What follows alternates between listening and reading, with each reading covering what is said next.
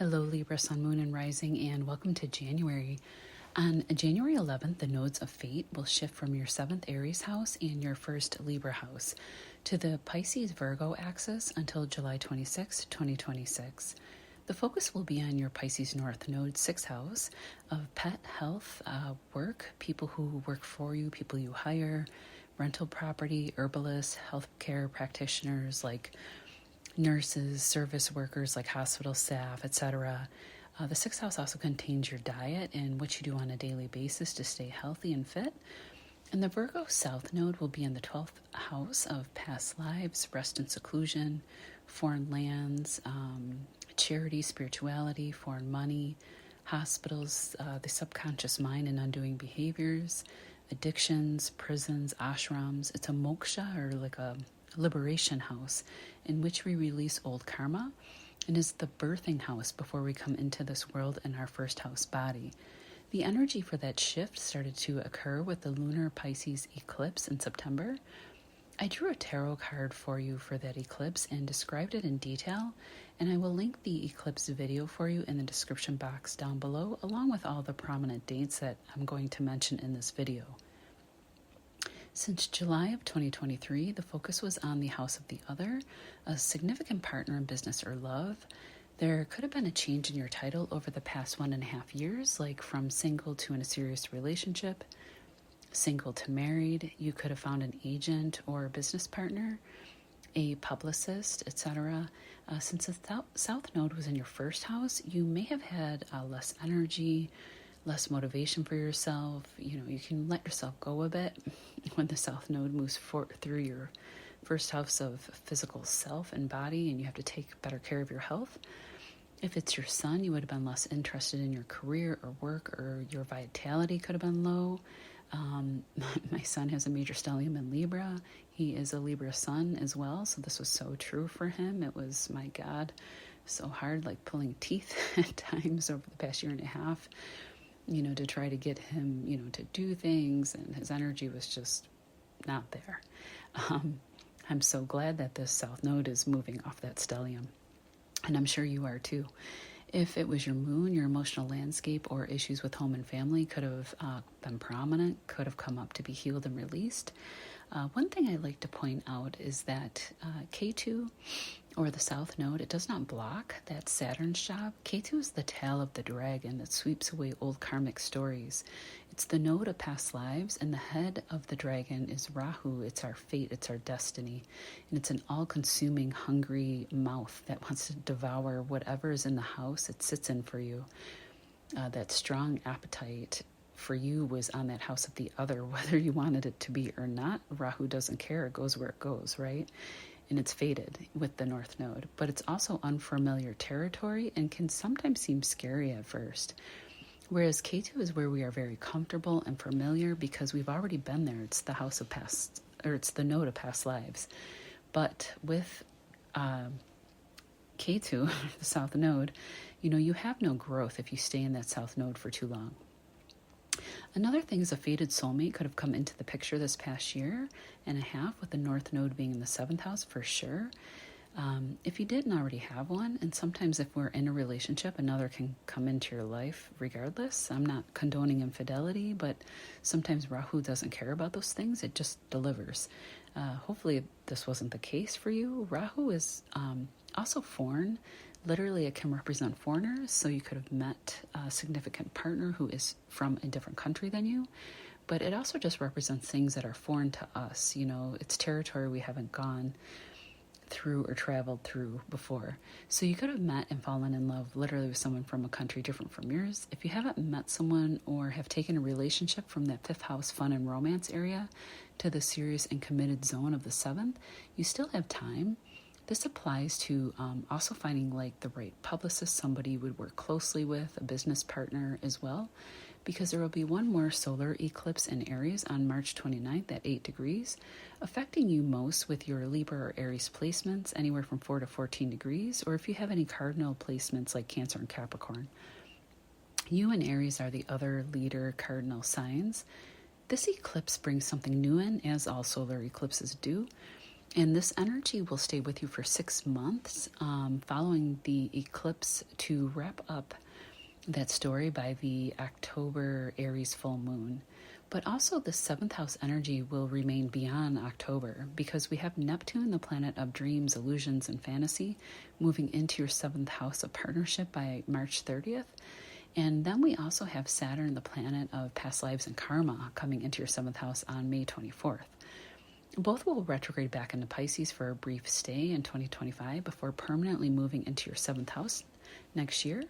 There will be a Saturn-Neptune conjunction next year in Aries at 0 degrees. It will actually also happen, this conjunction, this May 24th, and could be kind of like setting up a story or the stage for the second conjunction that will happen on February 20th, 2026. So 0 degrees of Aries, 0 degrees is the Fool card in the tarot and can represent like hope, faith in the universe, and a new beginning. So if there are any issues in partnership, and you put in whatever work Saturn is requiring of you starting now and over the next few months, you can see results in a brand new beginning by the time of the first conjunction that's going to happen, May 24th.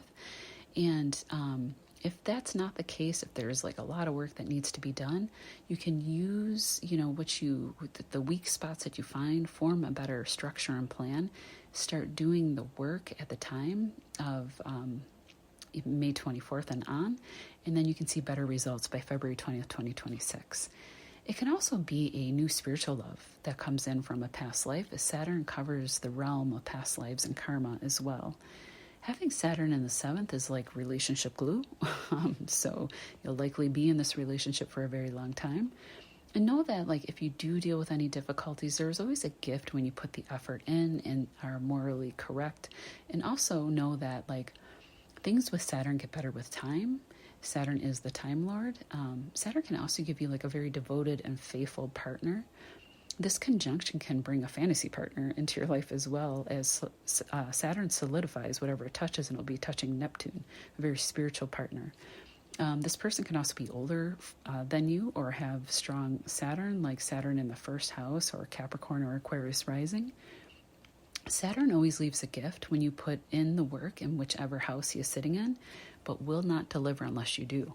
He will watch you play out the same story over and over and over again until that lesson is learned. So just an FYI. But Saturn is not there to punish, just so you know. There's another conjunction happening this spring with Saturn again. It's very Saturn, a lot of prominent Saturn energy here. And that is with Saturn conjuncting the North Node in Pisces, where, and this will be very good, I think, where the energy will start to play out at the end of March, coming exact April 18th through the 22nd, and then will start to dissipate and come apart by the end of this May.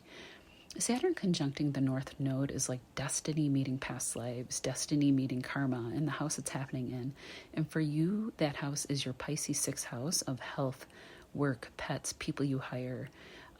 Go back to the beginning of the video where I describe the 6th house in detail.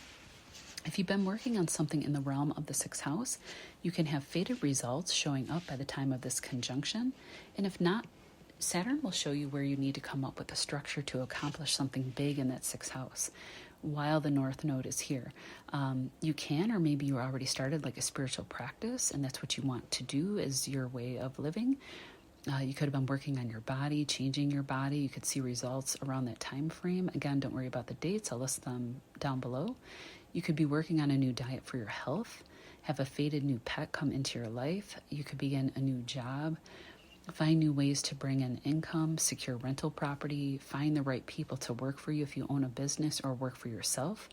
I think you will be very focused on making money and will definitely have the opportunity to do so, as your 6th house ruler is Jupiter, and Jupiter will transit into Cancer, your 10th house of career and reputation, in June, and will make fortunate and beautiful trines to your Pisces 6th house. Jupiter will also trine the North Node and Saturn in that 6th house in the coming year. You could have a spiritual and material wealth materialize when these trines happen. Your health will also be protected with Jupiter trining over to that 6th house, and there can be positive improvements to both like your mental and spiritual and physical health as well. You'll be less focused on that 12th house of rest and seclusion now, as the South Node in Virgo will be there, clearing away and sweeping up old, outdated self-inducing behaviors that harm your health, like vaping or drinking too much or indulging in food or TV or bed pleasures. The 12th house is a house of bed pleasures. You can also use the South Node, where we are comfortable with that energy, to move towards wherever the North Node is on the opposing side. And in this case for you, it's South Node looking over at your North Node, Pisces, in the 6th house. And you could use spiritual lessons that you have learned from the 12th and turn that into like daily work or an astrology practice, for example. You could write a book. You could take divine downloads that you receive and funnel them through the 6th house into a tangible reality, like dream for artwork or a fantasy-based film, YouTube or Instagram series, as Pisces rules film and camera, TikTok, visual arts, etc., and also music.